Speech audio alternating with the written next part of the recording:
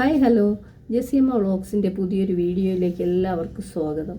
അപ്പം ഞാനിന്ന് YouTube videos ഇങ്ങനെ സ്ക്രോൾ ചെയ്ത് പോയപ്പോൾ ഒരു വീഡിയോ കണ്ടതിൻ്റെ വിഷയം എന്താണെന്ന് പറഞ്ഞാൽ ഒരു പെൺകുട്ടി ഒരു 10-20 വയസ്സ് കാണുമായിരിക്കും.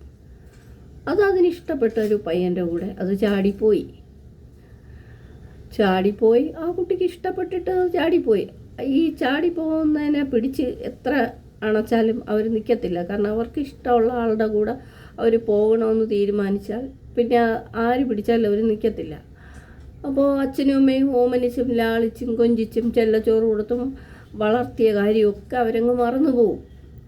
അത്രയും വർഷം അവർ വളർന്ന ചുറ്റുവട്ടമെല്ലാം മറന്നിട്ടായിരിക്കാം ചിലപ്പോൾ ഒരു മാസമോ ഒരാഴ്ചയോ ഒരു വർഷമോ ആയിട്ട് പരിചയമുള്ള ആളെ അവർക്കങ്ങ് മനസ്സിൽ പതിഞ്ഞു പോയാൽ അവർക്ക് പിന്നെ ആ ആളുടെ കൂടെ ജീവിക്കണമെന്നാണ്. സ്വാഭാവികമായിട്ടും അച്ഛനും അമ്മയ്ക്കും അത് ഇഷ്ടമില്ലെങ്കിൽ അവർ എതിർത്തുന്നിരിക്കും. അതുപോലെ ഈ അച്ഛനും അമ്മയും എതിർത്ത് കാണണം. അതുകൊണ്ടാണല്ലോ പെൺകുട്ടി ചാടിപ്പോയത്. അപ്പോൾ പോയി ഒരു 2-3 ദിവസം കഴിഞ്ഞപ്പോൾ വീട്ടുകാർ പരാതി കൊടുക്കുമ്പോൾ പോലീസ് അന്വേഷണമാകും, അവരെ സ്റ്റേഷനിൽ വരുത്തുമല്ലോ. അങ്ങനെ ഈ പെൺകുട്ടിയെ സ്റ്റേഷനിൽ കൊണ്ടുവന്നത് ആ പയ്യനും അവൻ്റെ വീട്ടുകാരും കൂടെയാണ്. പക്ഷെ അവിടെ നടന്ന കാര്യം എന്താണെന്ന് വെച്ചാൽ ഈ പെൺകുട്ടിയെ തിരിച്ചു കൊണ്ടുവരാനായിരിക്കും ഈ അച്ഛനും അമ്മയും കൂടി ഈ പെൺകുട്ടിയുടെ കാലിൽ വീണ് അവർ പറയുവാണ്, വന്നതും പോയതും ഒക്കെ പോട്ടെ, നീ ഞങ്ങളുടെ ഒപ്പം വായോ, ഞങ്ങളെല്ലാം ക്ഷമിക്കാം എന്ന് പറയുന്നു.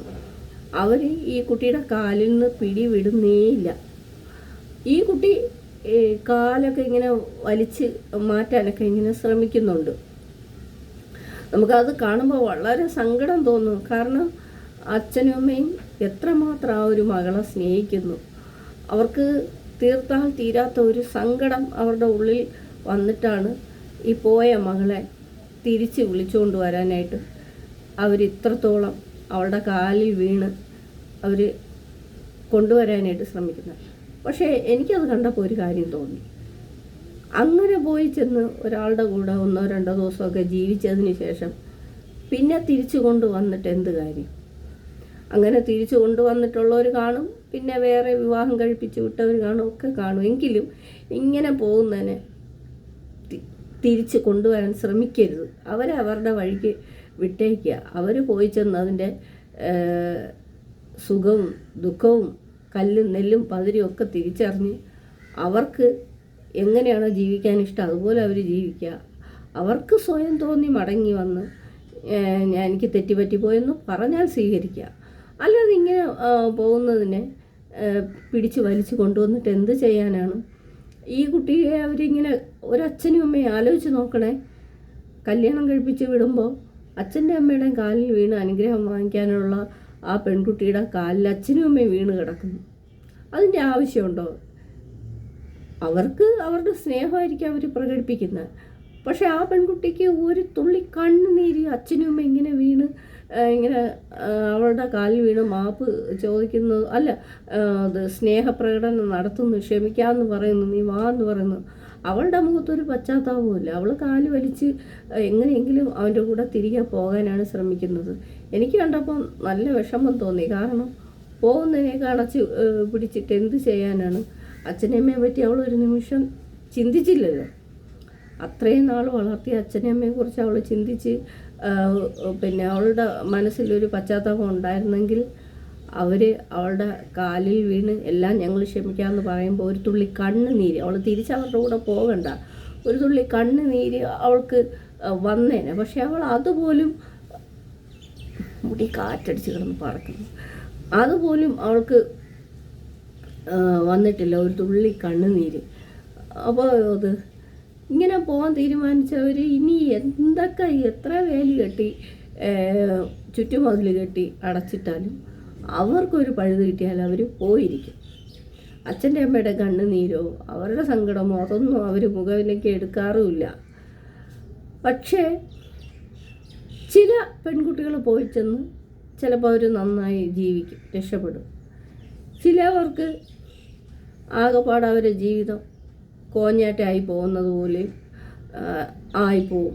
അത് ഓരോരുത്തരുടെയും ജീവിത രീതിക്കനുസരിച്ച് അവരെ കൊണ്ടുപോകുന്ന ആളവരെ നോക്കുന്ന രീതി, തിരിച്ച് പെൺകുട്ടികൾ ആളെയും ആളുടെ വീട്ടുകാരെയും റെസ്പെക്റ്റ് ചെയ്യുകയും അവിടുത്തെ കാര്യങ്ങളൊക്കെ നോക്കി നടത്തുകയൊക്കെ ചെയ്യുന്നതിൽ കാണുന്ന ഒരു വിലയിരുത്തലുണ്ടല്ലോ ഓരോ വീട്ടുകാർക്കും. അതുപോലെയൊക്കെ ആയിരിക്കും ഓരോരുത്തരുടെ ജീവിതം മുമ്പോട്ട് പോകുന്നത്. ചില പെൺകുട്ടികളാണെങ്കിൽ ഇങ്ങനെ പോയിട്ട് ആ വീട്ടുകാരെയൊന്നും അനുസരിക്കാതെ പിന്നെ ഒരു ജോലിയും ചെയ്യാതൊക്കെ കയറിയിരിക്കുമ്പോൾ ചിലപ്പോൾ ആ വീട്ടുകാർ നിന്നെ വളർത്തിയതിൻ്റെ ദോഷമാണ്, അങ്ങനെയാണ് ഇങ്ങനെയാണെന്നൊക്കെ പറയും. അപ്പോൾ ഞാൻ പറയുന്ന ഈ അച്ഛനും അമ്മയും ഇത്രയ്ക്ക് വേണ്ടിയിരുന്നില്ല. അപ്പോൾ അവരെ വിട്ട് ചാടിപ്പോയി. പിന്നെ എന്തിനാണ് കാലിൽ പിടിച്ച് കൊണ്ടുവരാനായിട്ട് ശ്രമിക്കുന്നത്? അവൾ എന്തായാലും വരത്തില്ല. എനിക്ക് ഭയങ്കരമായിട്ട് അത് കണ്ടപ്പോൾ ആ അച്ഛൻ വീണ് കിടക്കുന്നു, ആ മകളുടെ കാലിൽ വീണ് കിടക്കുന്നു. അതൊരു വല്ലാത്ത ഒരു അവസ്ഥയാണ്. ഞാൻ അതിൻ്റെ വീഡിയോ സേവ് ചെയ്ത് വെച്ചിട്ടുമില്ല. ഫോട്ടോ എങ്കിലും ഇവിടെ പറ്റുമെങ്കിൽ ഞാൻ വെക്കാം കേട്ടോ ഒരറ്റത്ത്.